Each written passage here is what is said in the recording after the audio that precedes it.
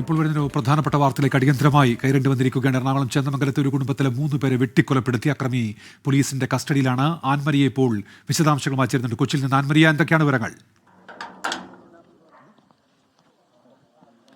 ഉന്മേഷ്, നമ്മൾ ഇപ്പോൾ നിൽക്കുന്നത് ഈ സ്ഥലത്ത് തന്നെയാണ്. നമ്മളിപ്പോൾ നിൽക്കുന്നത് ഈ ദൃശ്യങ്ങളിൽ കാണുന്നതാണ് ഈ അപകടം നടന്ന വീട്. അതായത് ഈ വീട്ടിൽ കയറിയാണ് ഇന്ന് 6 മണിയോടുകൂടി, ഏകദേശം വൈകുന്നേരത്തോടു കൂടി ഈ രീതിയിലുള്ള വലിയൊരു അപകടം ഉണ്ടാകുന്നത്. ഈ അയൽവാസി തന്നെയായിട്ടുള്ള ഒരു ഋതു എന്ന് പറയുന്ന ആളാണ് ഈ വീട്ടിലേക്ക് കയറി ചെല്ലുന്നതും ഇവർ തമ്മിലുള്ള വാക്കുതർക്കം ഉണ്ടാകുന്നതും ഈ വെട്ടേൽക്കുക എന്ന രീതിയിലേക്ക് വരുന്നത്. ഒരാളെ വെട്ടുക എന്ന ലക്ഷ്യമായിരുന്നു ഋതുവിനുണ്ടായിരുന്നത്. പക്ഷേ അത് പിന്നെ ഇത് തടയാൻ വേണ്ടി ശ്രമിച്ചപ്പോൾ ബാക്കി 3 പേർക്കും വെട്ടേൽക്കുകയായിരുന്നു. 4 പേർക്കാണ് വെട്ടേറ്റത്. അത് പിന്നെ വലിയ തരത്തിലേക്കുള്ള ഒരു അപകടമായിട്ട് മാറുകയായിരുന്നു. ആ കാണുന്ന, അതായത് ആ പ്ലാസ്റ്റിക് ഇട്ടിരിക്കുന്ന വീട്, ഈ വീടാണ് ഈ വെട്ടിയ ഋതുവിന്റെ വീട്. ഇതിന്റെ തൊട്ട അയൽപക്കം തന്നെയാണ്. ഇവർ തമ്മിൽ നേരത്തെയും പലതരത്തിലുള്ള പ്രശ്നങ്ങൾ ഉണ്ടായിരുന്നുവെന്നാണ് ഈ അയൽവാസികളോട് സംസാരിച്ചപ്പോൾ നമുക്ക് മനസ്സിലാക്കാനായിട്ട് സാധിച്ചത്. ഈ വെട്ടിയതിനു ശേഷം ഈ 4 പേരെയും ഉടൻ തന്നെ അടുത്തുള്ള ചേന്ദമംഗലത്തുള്ള ആശുപത്രിയിലേക്ക് എത്തിക്കുന്നുണ്ട്. പക്ഷേ ആശുപത്രി എത്തിച്ചെങ്കിലും 3 പേരുടെ ജീവൻ രക്ഷിക്കാനായിട്ട് നമുക്ക് സാധിച്ചിട്ടില്ല. ഈ തൊട്ടടുത്തുള്ള അയൽവാസിയായിട്ടുള്ള ഒരു ചേച്ചി ഇപ്പോൾ നമ്മുടെ കൂടെ ചേരുകയാണ്. ചേച്ചി, ശരിക്കും എന്താ സംഭവിച്ചത്? ഞങ്ങളിവിടെ കേസ് കൊടുത്തതായിരുന്നു കഴിഞ്ഞ മാസം. ഇവിടെ ഞങ്ങൾ ഭീഷണിപ്പെടുത്തിയതാണ്, വെട്ടി കൊല്ലുമെന്നും പറഞ്ഞ് ഞങ്ങൾ 2 വീട്ടിൽ ഞങ്ങൾ പോലീസിൽ കംപ്ലൈന്റ് എല്ലാം കൊടുത്തു. പക്ഷെ ഇത് പെട്ടെന്നായുള്ള സംഭവം വരുന്നത്. ഇങ്ങനെ സംഭവിച്ചു. ഞങ്ങൾ ചെയ്യുമെന്ന് പ്രതീക്ഷയൊന്നും ഉണ്ടായിരുന്നില്ല. അല്ല, എന്തിനാ നിങ്ങൾ പരാതി കൊടുത്തിരുന്നത്? എന്തിനായിരുന്നു? ഞങ്ങൾ 3 വർഷം ഇവിടെ താമസിക്കണം. അപ്പം ഞങ്ങൾക്ക് ഭയങ്കര ശല്യമാണ് ഇവനെയും കൊണ്ട്. വീട്ടിലിൻ്റെ വാതിക്കൽ ഒന്ന് തെറി പറയലൊക്കെ ചെയ്യും. പിന്നെ അവിടെ ആ വീട്ടിൽ കയറി ഇങ്ങനെ ഓരോ അനാശങ്ങളൊക്കെ ഞങ്ങളെ പറയുമായിരുന്നു. ഇവിടെ ഞങ്ങൾക്ക് ഭയങ്കര ശല്യം കാരണം ഇവിടെ ഞങ്ങൾ പിന്നെ ഗേറ്റൊക്കെ വന്ന് തല്ലി പൊളിച്ചവൻ വന്ന് ഉച്ചത്തൊക്കെ വന്നു. അപ്പം ഞങ്ങൾ അതുകൊണ്ട് ആദ്യമേ ഇവിടെ പരാതിയൊക്കെ കൊടുത്തു. അങ്ങനെ അപ്പം അതിനിപ്പോൾ ഞാനും കൊണ്ട് പരാതി കൊടുത്തു. ഞങ്ങളുടെ വീട്ടിൽ വന്ന് കൊച്ചുങ്ങളെ വരെ അനാശങ്ങൾ പറഞ്ഞു അവൻ. അപ്പം അതൊക്കെ അയൽവാസികൾക്ക് മൊത്തത്തിൽ എല്ലാവർക്കും ഒരു ബുദ്ധിമുട്ട് തന്നെയാണ്. എല്ലാവർക്കും ശല്യമായിരുന്നു. ഞങ്ങൾ 3 വീട്ടുകാരാണ് കംപ്ലൈൻറ്റ് കൊടുത്തത്. ഞങ്ങൾക്ക് 3 വീട്ടുകാർക്കായിരുന്നു ഇവിടെ അവനെ കൊണ്ട് ശല്യമുള്ളൂ. അപ്പോൾ ഭയങ്കര ഇതായിരുന്നു അവനെ കൊണ്ട്. പക്ഷെ ഇത്രയാവുമെന്ന് ഓർത്തില്ല. ഋതു എന്നല്ലേ? ഋതു എന്നാണ് അവൻ്റെ പേര്. ഈ ഇവിടെ കൊല്ലപ്പെട്ടവരുടെ പേര്? ചിന്നു വിനീഷ ഉഷ. ചിന്നു വിനീഷ ഉഷ. ഏകദേശം എത്ര മണിയോടുകൂടി ആയിരിക്കും? 6 മണിയാണ്. 6 മണിയോടുകൂടി ഈ വീട്ടിലേക്ക് കയറി വരികയായിരുന്നു. ഞാൻ ഉണ്ടായിരുന്നില്ല ഇവിടെ. അവിടുത്തെ ആൾക്കാർ പറഞ്ഞതാണ് വീട്ടിൽ കയറി വന്ന് ചെയ്തെന്നാണ് പറഞ്ഞത്.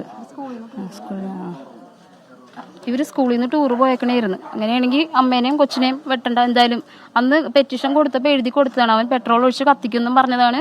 ഈ രണ്ട് വീട്ടിലുള്ളവരെ പെട്രോൾ ഒഴിച്ച് കത്തിക്കുമെന്നും പറഞ്ഞ് പിന്നെ വെട്ടിക്കൊല്ലുമെന്നും പറഞ്ഞതാണ്. ഞാൻ പെറ്റീഷനിൽ അത് എഴുതി കൊടുത്തിട്ടുണ്ട് വ്യക്തമായിട്ട്. എന്നിട്ടും വേറൊന്നും അറിയില്ല. ഈ പോലീസിന്റെ ഭാഗത്ത് നിന്ന് ഈ പരാതി കൊടുത്തപ്പോൾ നേരത്തെ ഒരു നടപടിയൊന്നും? ഇങ്ങനെ കഞ്ചാവാണ്, അങ്ങനെയാണ്. പിന്നെ അവർ വീട്ടുകാർ നോക്കിക്കോളാന്ന് പറഞ്ഞ് കുറേ നാൾ പുറത്ത് വിടാണ്ട് നോക്കി. പിന്നെ എവിടെയോ ഹോസ്പിറ്റലൊക്കെ കൊണ്ടൊക്കെ എടുത്തിന്നാണ് അറിഞ്ഞത്.